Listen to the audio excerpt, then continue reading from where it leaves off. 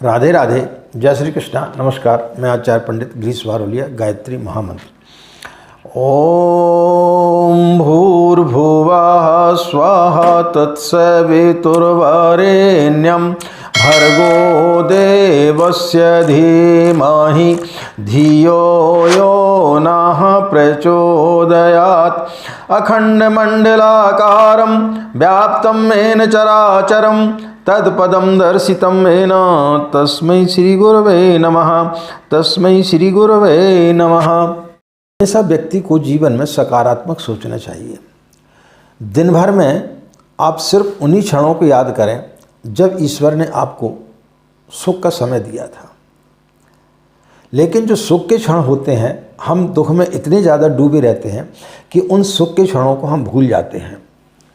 लेकिन यदि आप उन सुख के क्षणों को याद करेंगे तो दुख के क्षण फिर आपके कभी आएंगे ही नहीं। आपको अपने जीवन में सुख ही सुख दिखाई देंगे। बस अपने देखने का नज़रिया आपको बदलना पड़ेगा। बदला जाए दृष्टिकोण तो हर इंसान बदल सकता है। दो सन्यासी थे।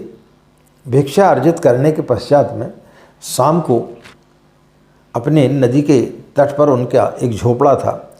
अपने झोपड़े के पास चले जा रहे थे। अचानक आंधी तूफान आई, बहुत ज़ोर से बारिश हुई। तो जैसे वो दोनों सन्यासी वहाँ पर पहुँचे तो जो पहला व्यक्ति पहुँचा उसने देखा कि आधा जो उनकी झोपड़ा था वो उड़ चुका था, आधा बचा हुआ था और बहुत ज़ोर से बारिश हो रही थी। तो उसने जाके भगवान को धन्यवाद दिया कि हे प्रभु, तेरी बड़ी कृपा है कि तूने कम से कम हमारे आधे झोपड़े को तो बचा दिया। हमें आधे झोपड़े की ही ज़रूरत थी। आंधी का क्या भरोसा? आंधी थोड़ी जानती है कि ये किसी साधु का झोपड़ा है, किसी सन्यासी का झोपड़ा है, कि किसी गरीब का झोपड़ा है। हो सकता है वो पूरा का पूरा उड़ा करके ले जाती। लेकिन तेरा बड़ा धन्यवाद है कि तूने कम से कम आधा तो बचा दिया। उसके पीछे पीछे दूसरा सन्यासी चला आ रहा था। उसने जैसे देखा कि झोपड़ा जो है वो आधा उड़ चुका है, उसने ऊपर की तरफ देखा और आँखों से आंसू आने लगे और ज़ोर ज़ोर से चिल्लाने लगा कि हे परमात्मा, शहर में इतने बड़े बड़े लोग हैं जो कभी तुझे भजते भी नहीं हैं, तेरा नाम भी नहीं लेते हैं, लेकिन उनके महलों को तो तूने कभी नहीं उड़ाया।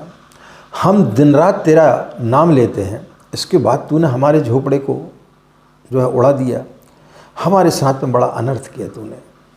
वो बहुत ज़्यादा विश्वास से भर गया। रात भर इधर उधर करवटें बदलता रहा। लेकिन जो पहला सन्यासी था, जब वो रात को सोया तो बड़ी सुकून की नींद सोया।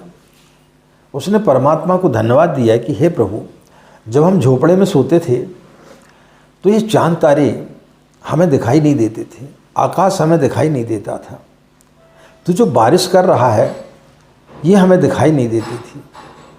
लेकिन तेरा बड़ा उपकार है हमारे ऊपर कि कम से कम मैं आज तारों को तो देख पा रहा हूँ, आकाश को देख पा रहा हूँ, इस बारिश को होते हुए देख पा रहा हूँ। इतना सुनहरा दृश्य, यदि तूने हमारी झोपड़ी को आधा नहीं उड़ाया होता तो हम इससे वंचित रह जाते। तेरा बड़ा धन्यवाद है कि तूने हमारा वह काम कर दिया जो हम इतने सालों से नहीं कर पाए। हम समझ ही नहीं पाए कि हमें पूरी झोपड़ी की आवश्यकता नहीं थी, हमें तो सिर्फ आधी की आवश्यकता थी। लेकिन तू कितना दयालु है कि तुझे उस चीज़ समझ में आई और तूने हवा का जो है माध्यम लेकर के हमारी आधी झोपड़ी को उड़ा दिया और हमारे ऊपर इतनी बड़ी कृपा की कि आधी झोपड़ी तूने बचा दी। पूरी झोपड़ी भी उड़ सकती थी। तो मित्रों, एक विश्वास से भरा हुआ था और एक ने उसमें पूरा सुख खोज लिया। एक सकारात्मक सोच से भरा हुआ था, उसने परमात्मा को पा लिया। और एक इतने ज़्यादा विश्वास से भरा हुआ था, क्रोध से भरा हुआ था, उसे भगवान के ऊपर बिल्कुल भी भरोसा नहीं हो रहा था। वो रात भर करवटें बदलता रहा, उसको रात भर नींद नहीं आ सकी। लेकिन दूसरा सन्यासी आराम से सोया और उसने उन परिस्थितियों में आनंद खोज लिया। तो मित्रों, जब हम साधना करते हैं तो साधना में हमें जो कुछ भी ईश्वर देता है, यदि हम उसका प्रसाद मान करके उसको चलेंगे तो निश्चित रूप से फिर आपके जीवन में कभी कोई परेशानी नहीं होगी, कभी कोई शिकायत ईश्वर से नहीं होगी। ईश्वर से शिकायत कैसी करना, ईश्वर जो हमें देता है उसे पता है कि आपको क्या चाहिए, तो जो हमें चाहिए ईश्वर हमें दे देता है। लेकिन जब हमें कष्ट कब होता है, हमें दुख कब होता है कि जब हम कोई कामना करते हो, जब हमारी कामना पूरी नहीं होती, तब हमें दुख होता है। तो ज़रूरी नहीं है कि जो चीज़ आप चाह रहे हैं ईश्वर भी वही चाहता है। ईश्वर के चाहने का, ईश्वर के देखने का नज़रिया अलग है, तो वो अपने हिसाब से सारे लोगों को चलाता है। तो मित्रों, जिस दिन आप अपने दृष्टिकोण को बदल देंगे, जिस दिन आपके अंदर सकारात्मक विचार आना प्रारंभ हो जाएंगे, उस दिन आपकी गायत्री साधना सफल हो जाएगी।